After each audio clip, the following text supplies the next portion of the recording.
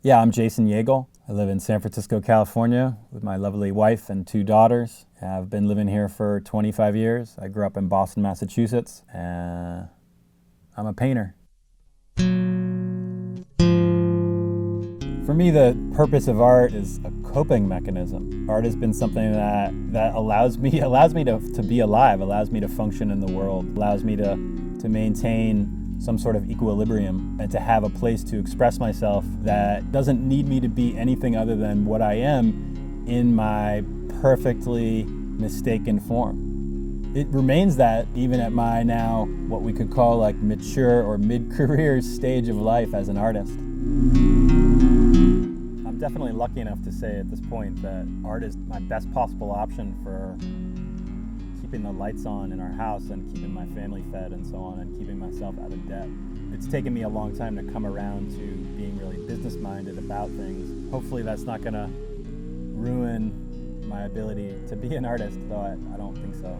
But having children, having a family gives me a real strong force to keep me guided and focused on the task at hand, which is to earn a living as an artist. Life as an artist in 2015 I think is complicated. Nowadays, there's so much entrepreneurial activity that's saturated through our culture and through our society that it makes me kind of worried about what's going to happen to art when the distance between art and advertising is less easily distinguished.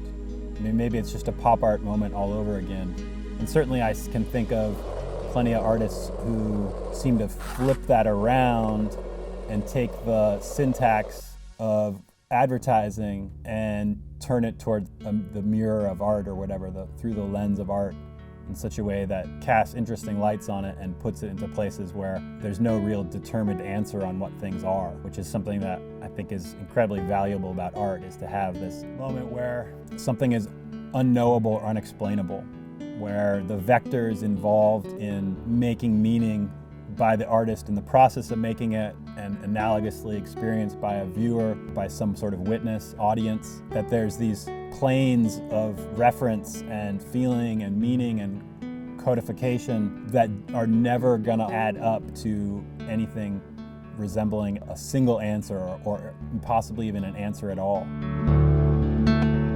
And in that unknowable place is raw, unmitigated experience of life, like watching leaves flutter in the wind with the clouds behind them and the sound of the wind, just sort of a multi-sensory experience that has no beginning and has no conclusion. Well, my mom has a story where she says the first drawing that she remembers me doing, and she asked me what it was, and I said it was a man thinking about himself. And that's kind of weird.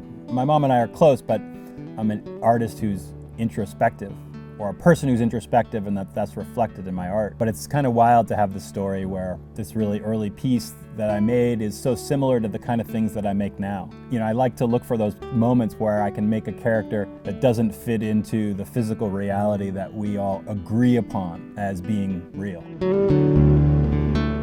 It feels great to have that big piece here in this neighborhood. People asking, so where are you from? You're not from around here. Or these comments like, this mural doesn't look like any of the other murals around here. One guy was asking, so what's this mural all about? Huh, you like cats? I don't have any personal knowledge of whether or not this mural looks really different from any other mural around, but I'm definitely pretty proud to have my work out in the public, because have tended to be that kind of person who, you know, I relate, I think, most to like a comic book artist, which those people tend to be shut-ins. But yeah, I love having this mural out there. And I'm super proud of where I live. I love the character of the Mission. And I'm raising my children here. And so I'm really experiencing this neighborhood day to day and have a relationship to this place. The thing that I wanted to kind of represent was something that had some sort of power, some kind of story that regarded the families that live in the neighborhood and that expressed my pride for San Francisco.